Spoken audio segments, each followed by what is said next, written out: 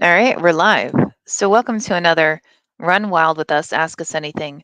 I'm Lisa Kastner. I'm the founder and executive editor of Running Wild and Rise Presses, and I'm here with you.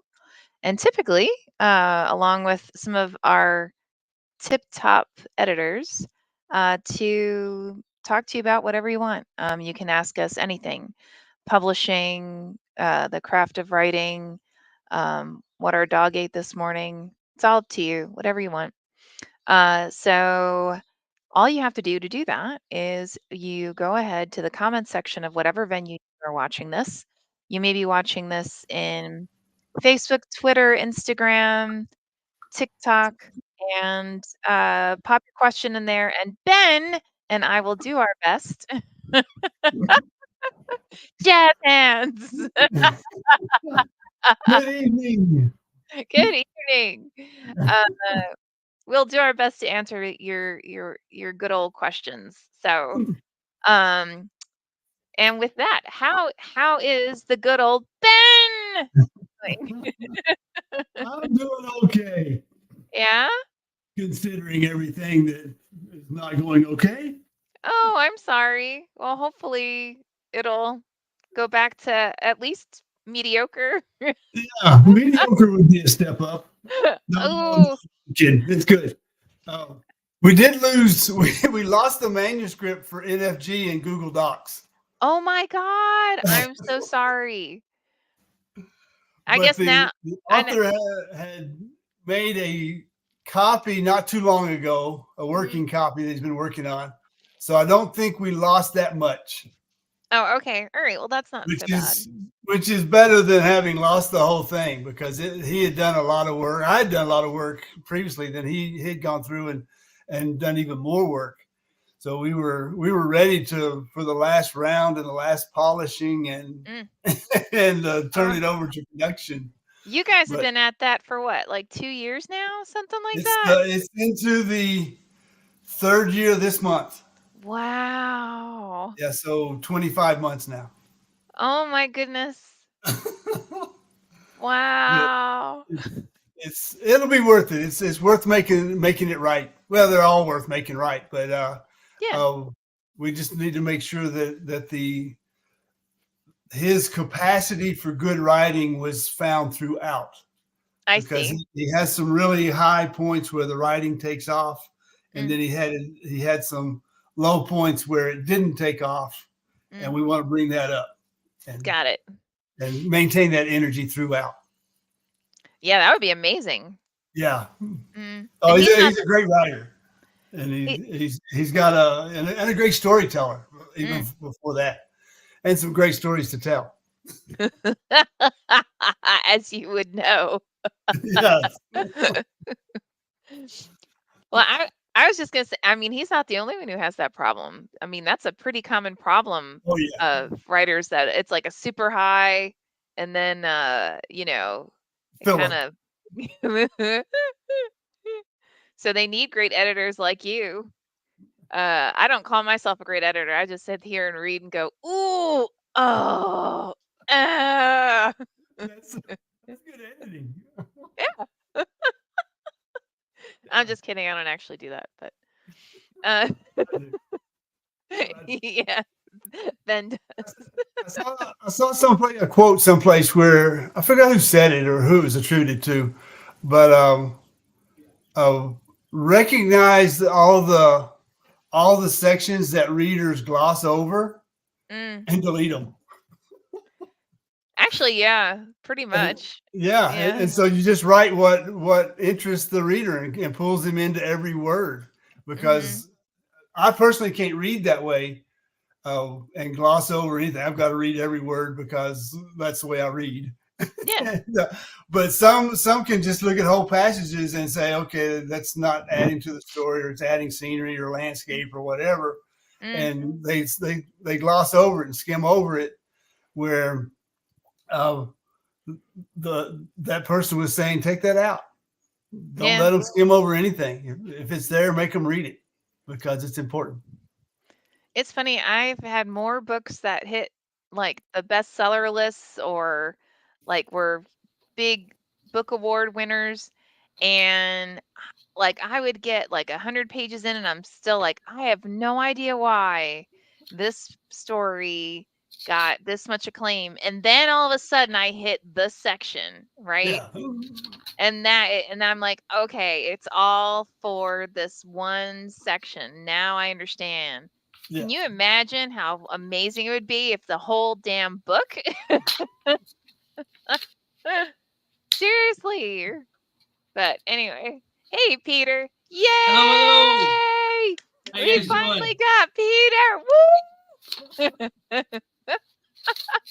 Happy Thursday. Happy Thursday. How are you doing, young man? I'm good. It's been a month. It's been a heck of a month. Got a lot of stuff done, but things are moving. Things are moving forward. Nice. Very Yeah, our cool. pool is finished. There's no more triple diamond tip saws going off, cutting rock in half to fit. Good Lord. So the pool project was 5 weeks of amazing work with a lot of noise. So we're very happy that it's complete and could be swimming in it probably by next week. That's fabulous. Mm-hmm. Now, did you have a pool before, or is this a whole new? Yeah. Okay. So you redid the pool, like yeah, we had to. It was leaking. It's been leaking for at least a decade. Oh my! So, wow. Yeah. So my parents built this house in Florida back in 2000, and they've since passed. So we took over a couple years ago, and we just basically updating the place. And the pool needed to be redone, so we finally found the money to redo it. So we're really excited. Wow, that's cool. That's very cool. Yeah, we're very happy. We're very fortunate, actually. That's amazing. Very, very cool. So what were you guys talking about when I come in? I had to find the right invitation to come in. Ooh, I didn't screw up, did I? Well, no, you got here, so okay. That was all me. That was all me. We were talking about the energy of writing that comes and goes even within the same book, and to try to maintain that energy, and one way to do it is to take out the parts that readers skim over. Yeah, those Death Valleys are a real killer to a reader. Death Valleys, yes. Right? Yeah, Nice. Totally. Yeah, and unfortunately, Peter's been working on a book he's going into his 3rd year, and they were just about done, and Google Docs crapped out. Yeah, so I was going to say, it might be time for me to see about us getting a company Microsoft Office like online. That would be better. Do you think that would be better? I don't know. More stable. Losing a document after 2 years. All right, I'll look into it. So yeah. Yeah. And that was after the spring when I was using, I guess I was using the George Washington University account as an alumnus. And they decided not to support it anymore. And I missed that email. Microsoft Office? It wasn't there. Oops. Oh. So I've had 2 major issues with Google Docs this spring. Oh, okay. Google Docs. Got it. Wow. Yeah. I wonder why they decided not to support it. I don't know, because I was using it, I think. It was obvious. It was all because of you, man. Everything. Clearly. Margaret says, hey, Ben and Lisa, welcome back, Peter. See, people missed you. You were not supposed to be gone that long. I plan on being here for the next several meetings. I missed it too. Excellent. Very cool. Very cool. So what's new and exciting, guys? What's been chugging along or going on? You're both like, I don't know, you talk. I'm sorry, go ahead. What's up, Ben? I asked you how your novel's coming along. My novel? Yeah. Pardon? What? Your novel. It's coming along. I've got a couple projects happening right now, but putting things together for the novel and finding its voice and finding its narrator. Cool. So I mean, I just wish I had more time. I'm slammed at work, and I've got some editing jobs and happening. I just got a manuscript back to one of my authors, and he turned it around way too fast. I expected him to take at least a month or two. I just got it back yesterday. I'm like, oh Wow. my God. The good news is I read the first page or so, and he fixed so many major issues Oh, wow, I had cool. problems with, that I'm like, wow, the opening line is so much more powerful now, whereas before it was a muddied beginning. So, and I'm working on that, and I'm working on the international manuscript. That, I mean, the thinking is just so different with American writers versus international writers because of the literary rules that we follow, like things you capitalize and things other people don't capitalize. And I gotta find myself pulled back from the punctuation and the different nitpicky remarks and nitpicky comments and the capital changes, and just let the author's voice flow, because it's really stronger. It's really strong right now, and I'm really digging it. The biggest thing about it was, I mean, a part that he buried in like the third or fourth chapter is now the second chapter, and it sets up the confrontation, the antagonist and protagonist really, really well. And he's got a link between them two. Oh my God, I'm excited to get through this. I really like what he did with the novel. Nice. As far as my book, I'm actually thinking about going back and editing one of the first novels that I wrote, because I want to get something out. The government book has been dragging, and I haven't been able to really get past the second or third scene. So I'm kind of kicking it around. It's either nose to the grindstone to really just hammer it out, or just go back and fix and edit an earlier version, an earlier book that I wrote. So up in the air, but I'm slowly getting back up into gear, in the second gear, third gear. So I want to start producing. I've got a short story written. I haven't written a short story in a long time, and I've got one going that's really strong. Oh, cool. So, yeah. Nice. Yeah. Yeah, things are moving. Want to be moving faster, but sometimes fast is slow and slow is smooth. Well, I mean, we can't wait for the short story and the novel, because we love your writing. So, Thanks. you gotta come on, man. I know. I've got opportunities that I never dreamed of before happening in front of me, that are in my lap. Literally, it's like. I turn myself, look myself in the mirror. What is your problem? I mean, just write, damn it. Like, but I got to edit this. I got to do this. No, shut up. Just write, damn it. So just keep on. The only person in this trio who is sitting there going, yeah, what's your problem, is Ben, because I do the same thing. Ben's Mr. Prolific. I know. He writes every damn day. So. Yeah, I even wrote a passage for my novel this week. Yesterday. I know. Yeah. I haven't typed it up yet, so I can't tell you how many words. It wasn't many. It's a World War II guy coming back across country, headed home. And he's driving. He's driving a 1935 Oldsmobile hearse. Man, that's gonna get old. Why not? This bigger my first apartment. Well, it's around 1947. 47. Okay, I was wondering what time it was. Okay. Yeah. So it's only 12 years old, and the story's out here. It's just a matter of writing it, and but all these poems keep getting in the way. How dare they? Damn bastards! You charming I'm a prolific poet because I'm a lazy fiction writer. Right. And vice versa. What I find most interesting is that the stories that when I'm writing my story, I fall into the same damn trap that my authors do. Is you visualize the scene and it doesn't make it to the page because you're seeing it in your head. It's like, but as an editor, you catch that because you go back and you read it like after a couple of days, you're like, oh my God, that's as bad as the other first drafts of the other writers are. So I understand where it comes from. I just have the knowledge and the ability to go back and go, okay, put the brakes on, Fred Flintstone, go back and fix it now so that, it makes sense and readers can actually experience the novel as opposed to, watching it through a TV screen or a window. And boy, did you evoke an image with that Fred Flintstone reference. Just saying. The things. Do they still make those Fred Flintstone vitamins for kids? Because Fred Flintstone has been on the air in ages. You know, I'm gonna have to look that up now, right? Yep. Flintstones Chewables. What's that? The Flintstones Chewables. Oh yeah. Yeah. Oh my gosh, there's all kinds now. Does anybody know what Fred Flintstone is anymore under the age of 50? Well, didn't they had the TV a movie for a while, right? Didn't they? With John Goodman, yeah. Yeah.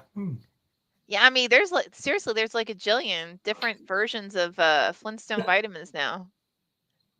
And I to your point, these kids probably have no idea. Like, oh well, it's got its own website.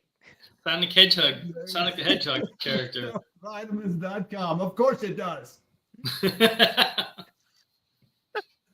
Yeah. It's like, have you seen the movie Unfrosted with Seinfeld about the Pop-Tarts? Uh-oh. Post comes up and the Kellogg's guy says, "Hey, that was a good idea with those fruity gravels." He said, "No, it was pebbles." But Fruity gravel. It's fun to see anyway. But Sounds like fun. yeah. Yeah, it works. Cool. Well, I'm still working on 1, 2, 3. Yeah, three manuscripts. One of them, the author's like, "Are you done now?" To which I'm like, "I haven't actually started yet because I'm still doing these." Like, give me a minute. It'll happen. It'll happen. Mm-hmm. Yeah, to your point, Peter, like, this isn't normal. The authors aren't usually this like, "All right, I got it all done." I'm like, wow, really? It wasn't a race. It wasn't a sprint. Well, like my author, he comes back to me, he says,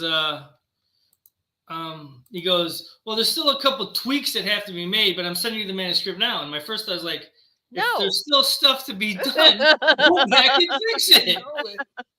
Give his manuscript to be the best you could possibly make it so that I can tweak it, make it even better. Mm-hmm. You know, like, well, the car's ready, but the muffler's on the floor. So, here's your car. No, dude. What, you want tires? Why do you want tires?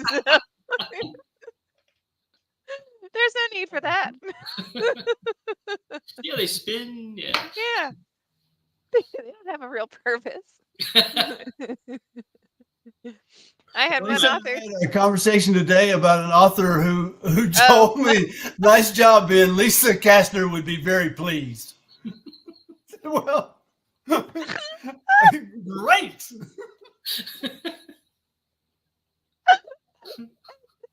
That's the one with the passage that I sent you. And your reply was, "Holy crap." Oh, that sentence? Oh, yes. Yeah. Wait. My God. What's the sentence? You have to share. He says out of the blue. He's like, "I got to show this to somebody just so somebody sees I'm dealing with." What's the sentence, man? We got to hear it. Uh-oh. He said, uh-oh. "I grew up with my brother and my sister. Our relationship was a menage a trois." I said, "No, this can't be what you mean. Or if it is, I don't care. We're changing it." He sent me that too. I remember that. So, make sure the lesson tonight, boys and girls, is make sure you know what the foreign words mean. The Chinese lettering on your tattoo may not mean love.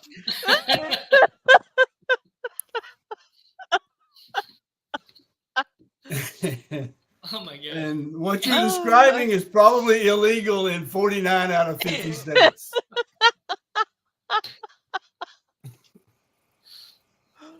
So that you fixed it. Said, "I don't think this means what you think it means." And I guess it does. I told him that once, and he left it. He resolved it. Mark it resolved. I'll show him. Lisa Kastner would be pleased.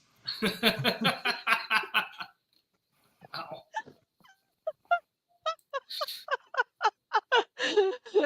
said this to me this morning. I'm like, what? So I asked her, "Are you pleased?" He did. She looks Checking. pleased. Just checking. He's like, you did a phenomenal job. Well, of course he did. He's Ben. Like, come on. Ben. Ben. Jazz hands. Oh God. Out of my story. Did you? You know you need to. Brother and sister. It means no. That's like I had an author who I said, look, you have these themes of challenges in your story. So she went, oh, okay. And then only went through and marked, like addressed the things that it had like some kind of comment on it, and went, oh, I'm done. Wait, did you want me to go through the whole thing?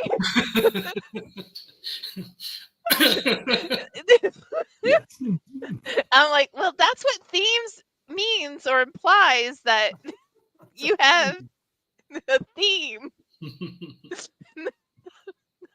But they mean well.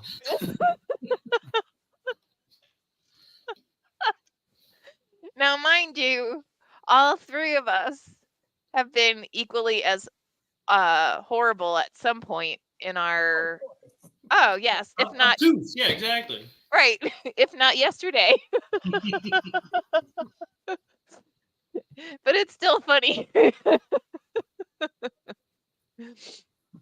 Oh my goodness. Caroline says, hi Caroline, hi. Hi Margaret, life is crazy, hard to believe this stuff goes on, but it's everywhere, even with writers. Oh no, it's egregious. All you need to do, especially, go to a writers conference, not like a workshop, where you're in like an intimate setting, like a college with a bunch of other writers for an extended period of time. That's when you're really going to see Fred Flintstone come out. I mean,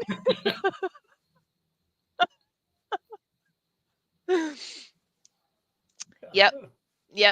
I used to find excuses to go into, like, because Breadloaf's at Middlebury College, so I would go to Breadloaf, and by, I'd say, day 3 or 4, I needed to not be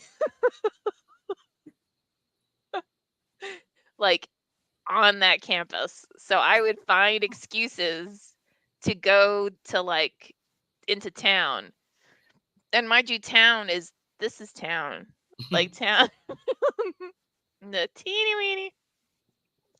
So like me and some friends, we'd go into town and find at least one place that had like gin and tonics or something that would allow you to make it through the because Breadloaf's almost 2 weeks. It's what, 10 days, something like that. I think it's 10 days. Yeah. So, and that's not the only one that you're like, oh God, I need to find someplace other than here. I remember workshopping a poem once in Tampa, and it was a story where the grandfather was taking the dog away from the kids because it had signs of rabies, so you had to take it and shoot it. Ooh. So they heard the rifle, but the way it was described, the way he came back was the truck was backfiring. And so my feedback to the poor poet was, yeah, that was a great use of like a scene where the truck was backfiring. And I remember a classmate was looking across the table like, you idiot. You didn't. That's not what was happening in this poem. Oh, I read that wrong. I shouldn't have read it at all. Now that you know. Now that you know. Yeah. Oh, yeah. So, it happens. Oh, I didn't get that. I need a closer reading. Oh, my goodness. That's great. Yeah. I'm sure you both have tons of like workshop stories. I was at one of my first workshops was at in Iowa. Oh yeah. Yeah, and one of the writers that was there wouldn't tell us the title of his story of his novel, wouldn't tell us what it was about. He showed us like 2 pages of story. He's like, Okay. "Well, I don't want you stealing my story." Like, so what the hell are you doing here? You won't let us know what the story's about, or who the characters are, or what the plot is. Or here's 2 pages. Okay, fine. Okay, well, this doesn't make any sense whatsoever in context. But you keep your ideas safe, okay? Yeah. I haven't seen this. I haven't seen his book. I wouldn't know if I saw his book on the bookshelf because I don't know what the title was. And you don't know who he is. Exactly. He's like, my name is Ted.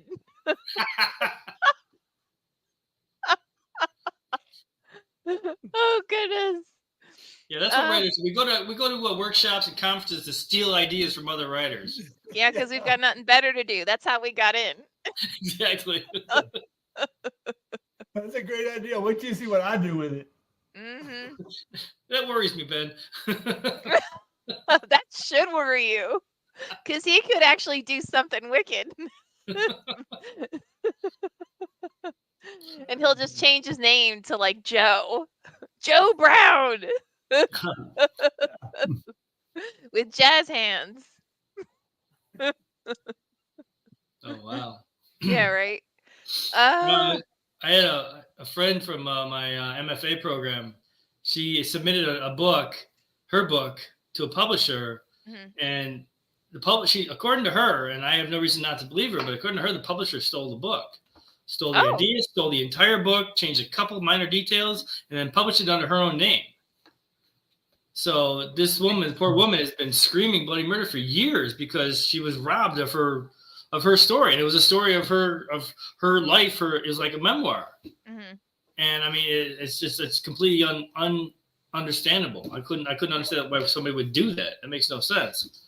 But you know, that's when something like that is just really awful to see. Oh yeah, happen to somebody. Are you sure she didn't misunderstand that the contract she signed? That it probably. That might have been. We may take your idea and put it into a different. You know, main character's name is it's gonna be Mary anymore. It's gonna be Marie. Okay. I've seen weird shit. I'm just gonna say. Well, we are a weird lot, so. Well, that's accurate. Yeah, absolutely. Mm-hmm. Yeah, we had one woman that, oh my gosh, we had it wasn't any of us, but a different editor worked with for, I'm going to say, a good 6-8 months. And right when it was time to like, okay, now we're going to get this into production, she just basically was like, I could just publish this myself, right? And I'm like, yeah. But what benefit does that give you? Well, I could hit Amazon's bestseller list. I'm like, okay. With your fist on a computer screen, maybe, but okay. Sure. So I mean, I let her out of the contract because I was like, you know, this isn't worth it to me. You know, like we've got far too many brilliant writers that we get to work with. Like this isn't it. And so she did. She took off, and about a year later came back and went, hey, you know. By the way, you know, do you think you might, you know, kind of maybe we could? And I'm like, no. Actually, I didn't even respond to her email. I just ignored it because I'm like, really? Like you basically treated us like dirt, and now you're gonna turn around and say, hey, I'm your best friend. I'm like, no. Basically, she stole your editor's work. Exactly. That's exactly what she did. Mm-hmm. So, and I have a sneaking suspicion she realizes that. So, but yeah. Oh well. Holy crud, guys! We're already almost 30 minutes into it. For those of you who are watching, and if you haven't been watching since the beginning, this is just another Run Wild with Us, Ask Us Anything. This is Peter, Ben, and moi. My poor use of French. And Or there's Ben's author. yeah, exactly. And we are the editors, or some of the editors and acquisition editors for Running Wild and Rise Presses. And we are here typically with sometimes with a couple other of our editors here to answer any old questions that you may have about writing, the craft of writing, publishing. I don't know, whatever you want. It's all good. Because if we don't want to answer it, we just won't. Anyway, so the way that you ask the question is you go ahead and you pop it into the comments section and we will respond. I'll repeat it and then we'll take turns responding to it. And if you're watching this and it is not Thursday between 5 and 6 p.m. Pacific time or 8 and 9 p.m. Eastern time, it's not a big deal. You can still go ahead and pop your question into the comments section, because what we do is we go back and we check for questions like in between the different sessions, and we'll respond to those questions that you may have at that time. So that sound about right, or did I miss anything? Okay, cool. And we have our some of our regulars, and by the way, we love you guys. It is so much fun to interact with you guys every week. Like, I know we've got Caroline and Margaret, but I also know we've got like 8-10 more folks on the line too. Please feel free to jump in and say hi. You know, pop a comment into the comments section just saying, hey, how are you? Or like I said, anything that you may be curious about, just go ahead and put in that comment or question or what have you.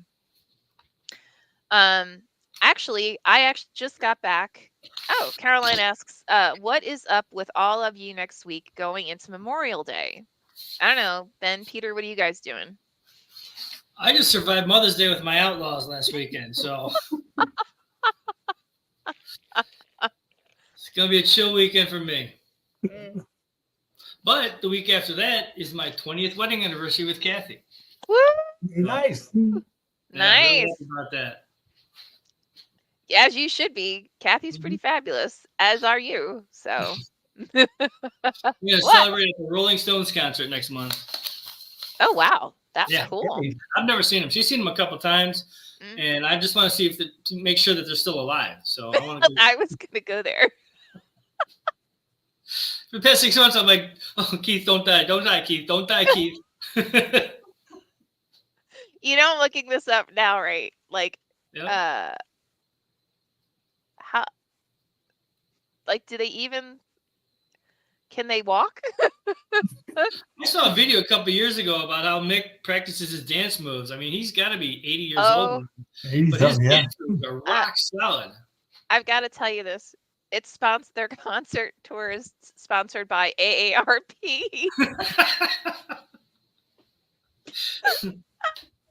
Everybody needs a little help. Obviously. Wow. And you know they did that for the irony. That is so fabulous. I'm sorry. Keep going. What were you saying? Aren't they like the old? They got to be the oldest performing band. You think so?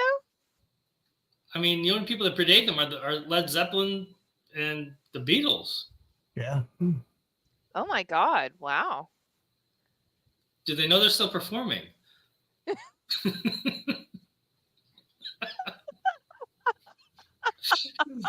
here, Mick. Oh yeah, right. Okay.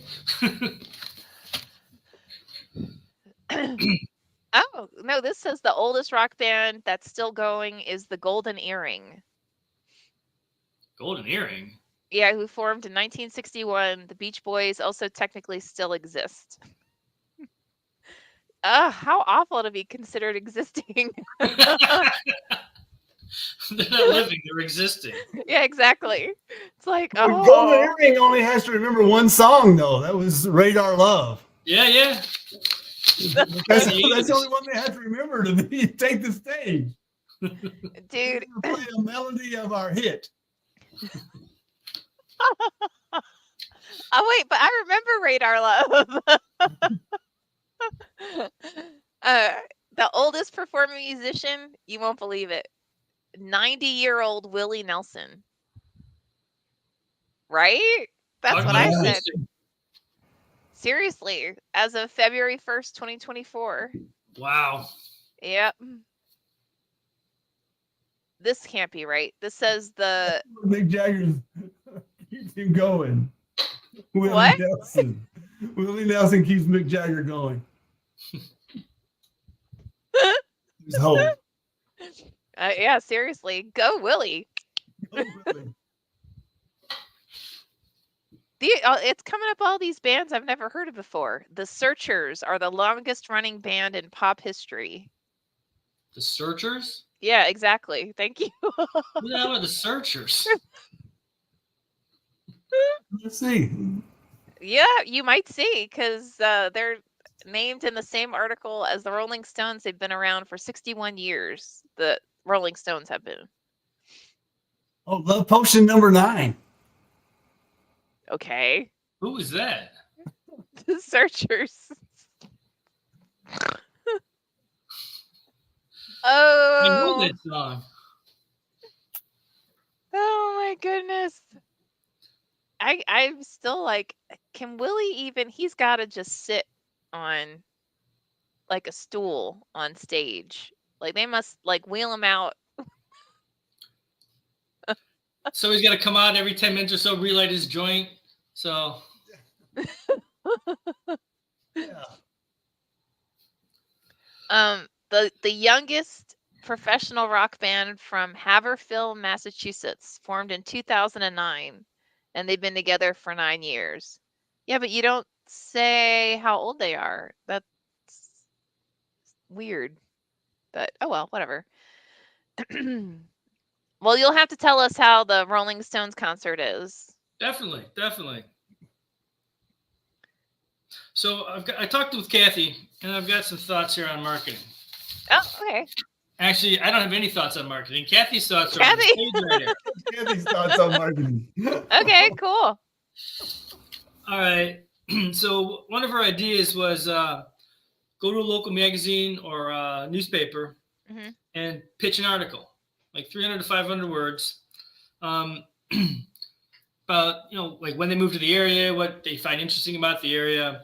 And if the book is based in the area where they live, you could talk about the local spots that are in the book, in your article, kind of highlight the local spots, Ted's Bar, John's Cycle Shop, that kind of thing. Ah, cool.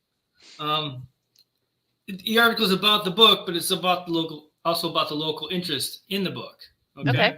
Plus, this way you're establishing a relationship with the magazine because they're always needing articles. They always need to sell advertising. So if you write a book, read a story about the highlights a certain business, they can tap that business and say, hey, we just wrote a piece about you. What do you think about putting an ad in the paper, kind of thing? Oh, cool. All right. So 300 to 500 words is a good number because the editor can easily cut it if they need space. Or it can also be a standby article if they need something to fill a space, kind of thing. And it's quick to whip out. Exactly. Submit to a local magazine or paper, local wine bar, whatever. If using stuff from the past, like a story set in the 80s or the 60s or the 50s, include pictures of the area at that time. Oh, cool. Kind of a look back kind of thing. You want to include a picture. If it's about your book, put a picture of the book, the author, the area of interest. It may not be published for 6 months, but it's still in the publisher's hands, in the magazine's hands, to be published when they need a space filler. So that put your word in their, what am I going to say? In their category or the pool of writers, kind of thing. And this way, you're also building a relationship with the magazine and or the newspaper, so that they know your name. Okay, and if you start to get articles published regularly about different areas of interest, I did this back in Chicago back in the 90s, just to throw some when you were 10 highlights on local businesses, and it kind of gets your name known by the public, gets your name known by the people, by the readers who see this. And when they start seeing your name on a regular basis, and then they see your name other places, it creates a kind of connection. Kind of thing, so that they say, oh, well, Ben just wrote this piece about this, and there's Ben's book of poetry. I want to see this. I want to look at this. I want to buy this, kind of thing. Point of magazines is to sell advertising, so you don't want to necessarily buy an ad. You want to submit an article. because you're a writer. Let your words speak for themselves. Don't purchase an ad because an ad is just a piece of paper or an advertisement in the magazine or in the newspaper. Got it. Okay. Basically, just that's phase one. It's just build a relationship with a local magazine or local newspaper, and get your name out there, and just start showing people how you can write and what kind of writing that you do. Yeah. No, that's cool. Yeah. And an audition for reality TV shows. And then there's that. Yeah, exactly. Isn't that what we do everywhere these days, though? It really is. That's success. It is. I've always wanted to wrestle naked with a lizard. Why not? Didn't need that image, but okay.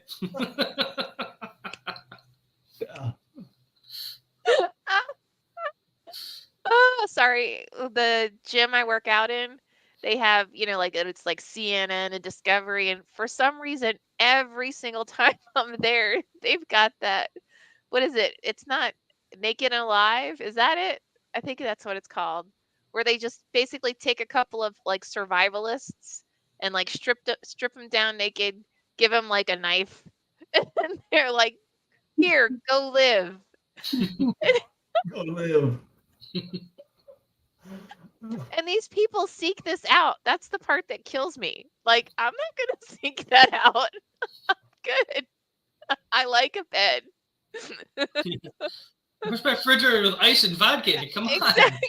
Let's be serious. Is that some island? Where's the tiki hut? Yeah, what's wrong with these people? Don't they have any sense? No. No.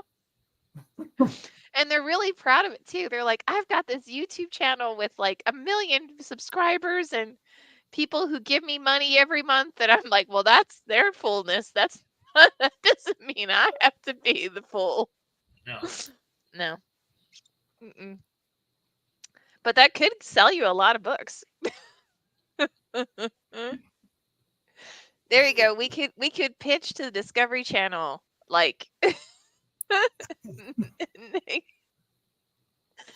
what, Naked Writer and Alive or something like that. Yeah. Just throw. Naked and Afraid with a pen.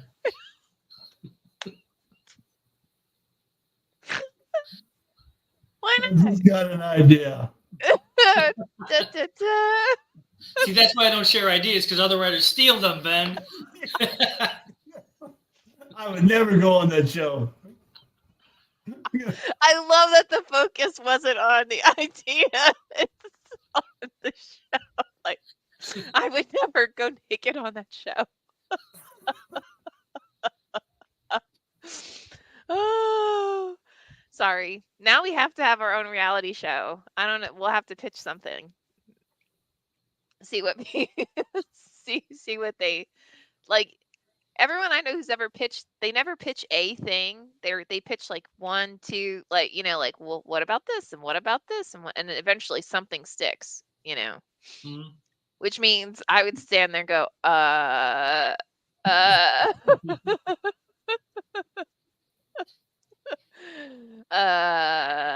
don't know. Ben! Let's go with Fruity Gravels. Fruity Gravels. Anyone? Did someone really write? Oh no, that was in a movie. Never mind. I could see someone writing that though, Fruity Gravels. You reading it, going, "What the hell?" You do know what this reference is, right? Or not? I don't know. Oh my goodness. Okay, guys, you've got all of 16 minutes left because we have just actually entertained ourselves rather well.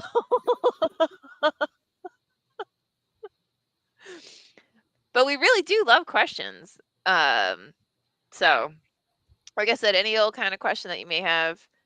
Actually, it came up recently. I was at some conference thing where they were interviewing different publishers. And they were like, how many books are in your catalog? I'm like, in total, 118.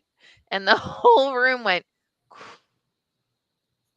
I was just like, is that bad? I have no idea. Or are you people pissed off? Later on, I realized they were all like, oh my God, how did you do that? I'm like, because it's not me. By the way, yeah, there is no, Lisa Kastner would be proud of you. No, this does not exist. Lisa Kastner would be pleased. What would Lisa think? This is not a thing. That's my new bar of success. If a writer doesn't tell me, Lisa would be pleased, I have failed.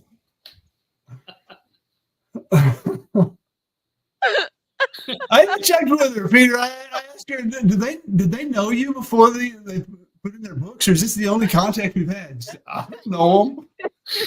This is the only contact I give them. Yes. Yeah, well, they seem to know your preferences. I woke up to this. I woke up to this email. Well, I'm like, all I see is, would you be pleased? I'm like, what is he talking about?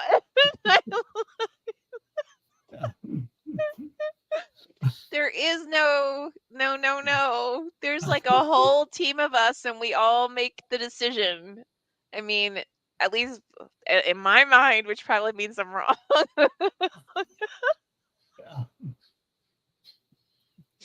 I think we have to somehow switch it so everyone's like, Ben White would be pleased.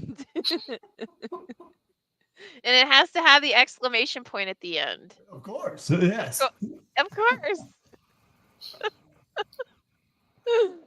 Yeah, but no, there is no.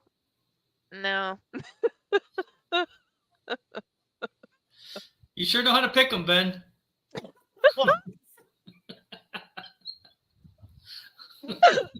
Yeah. So here's. I finished this one. I got it done. Peter.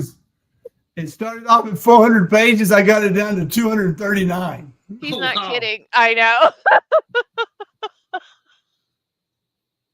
It hit the novel mark by about 500 words. Wait, do you mean you did not marv 500 words?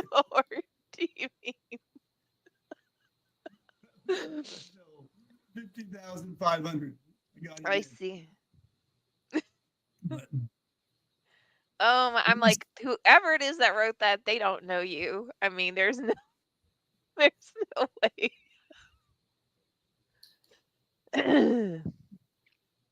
Actually, so in our acquisition meetings, there's no one who really dominates, right? I mean, we all basically just kind of, the ones that we really want, we fight for, and the ones that we don't care about, we don't. I mean, that sounded really awful. I'm sorry.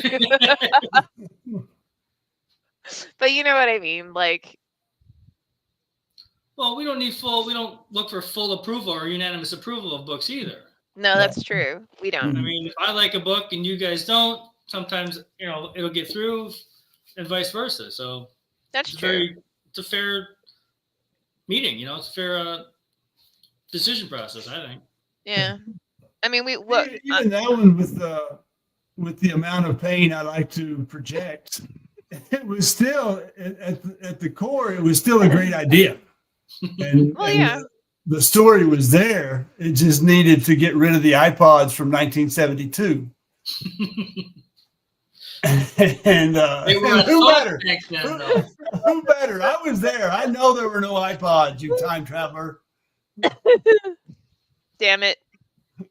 There were no Iraq war veterans living with the Vietnam veterans in the homeless veterans camp in 1970s.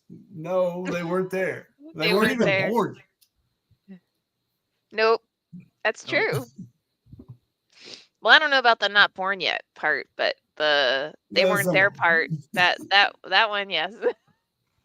Yeah. But it was a rewarding piece to do what I did to it. For it. What I did for it. You worked with the author, not against them. That's right. I didn't do it to him. I did it with him.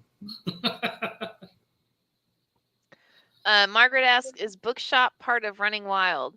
Bookshop.org is not part of Running Wild, but we have a bookshop.org, like our own page that has all of our books. It's dedicated to all of our books, which actually I think I have to update soon because I think it's missing stuff for this year. But yeah, no, it's a nonprofit.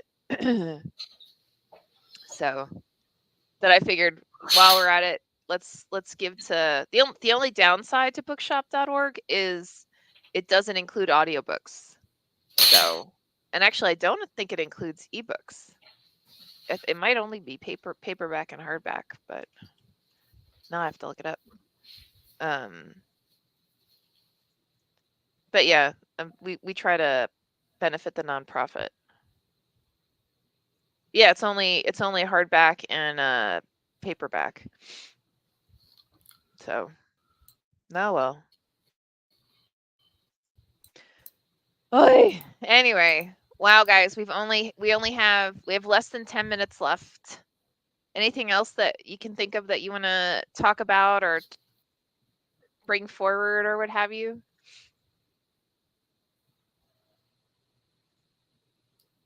Peter, if What? they're in Florida, if your neighbor is burning something in the backyard, Uh-oh.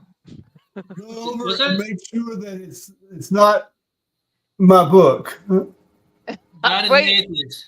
are you I saw serious? that today. How did I see that today and you're showing it in front of me? Wow. Oh, that's your book. Mhm. Yeah. Wait, so if you're your neighbor's burning something, go put it out of the flames. because it came out today. The ban list at your local school district. Awesome. All right, hold. Yeah, I'll have a link to it. I think tomorrow. I think it's on Amazon tomorrow. Oh, cool. Now So I'm looking. Now I won't be able to find it. No, it's here it is. This actually it debuted on #1 on Amazon. No, you can't see it. There's no way you can see it. I'll have to turn off. Yeah, my occult detective Nice. yeah, is in here. So Yeah, we can see it. yeah, Yeah. and I'm really excited to read the other stories. So I can't wait Cool. to do that. That'll be fun. And the images that they put with each story, there's a custom image that was created based Wow. on the story. Yeah, it's very cool. Who's on So the back? cool. Bram Stoker. Yeah, Of course. right? Mm-hmm. Totally works. I'm just like I'm so honored to be in this. It's like it's ridiculous. So you know I understand that this is imposter syndrome, but I'm sure you guys have experienced this where something amazing happens and you're like, okay, I'm gonna keep doing my best, and at some point someone's gonna turn around and go, wow, this sucks. Or why are you here? Usually that's me. I think all three of us are guilty of this. I'm just saying. Well, you're writing up late at night. It was going great, going gangbusters. You're just pouring out paragraph after paragraph, page after page after page. You look at it in the cold, hard light of the morning and go, what the hell is this? It was such a great story last night. Yeah, well, now it's not. No. I love that. It's not. So what does Kath do when you go, oh my God, what is this crap? So I'm screaming for the wine bottle. Smart woman.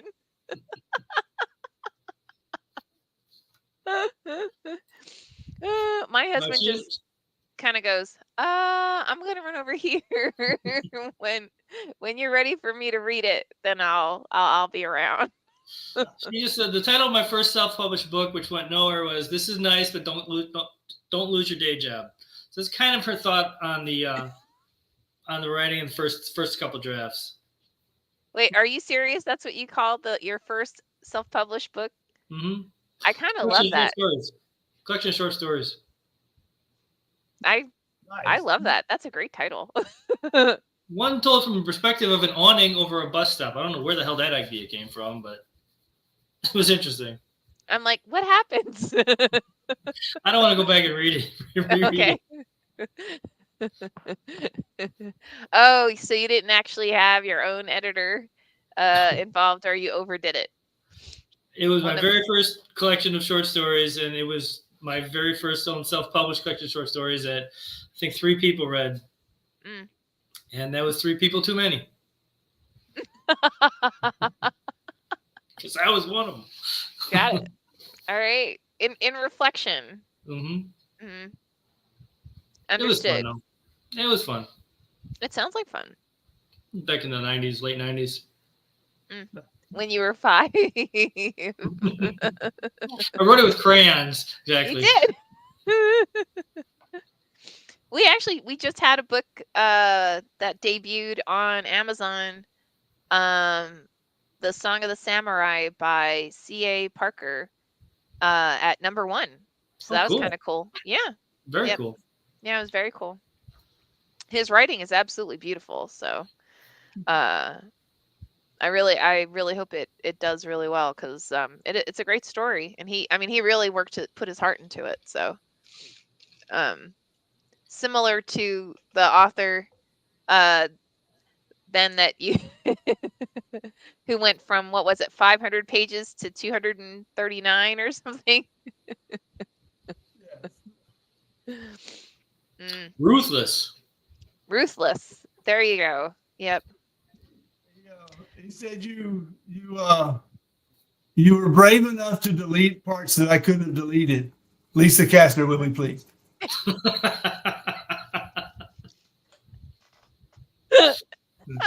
Oh, that's good. That's good. No. It's into my editing process. I don't need that. Oh my goodness. Can you even? I can't even see someone saying that other than Ben now. Lisa Kastner would be like, what? Because hey, that's how life works. Well, isn't that your opening, Ben? You say, we're all doing this so that we please Lisa Kastner, right? That's the header of the email. Our mission. We got our mission statement on our business cards. That's your mission. Lisa Kastner would be pleased. That's it. It's a good vision statement too. Oh, hell no.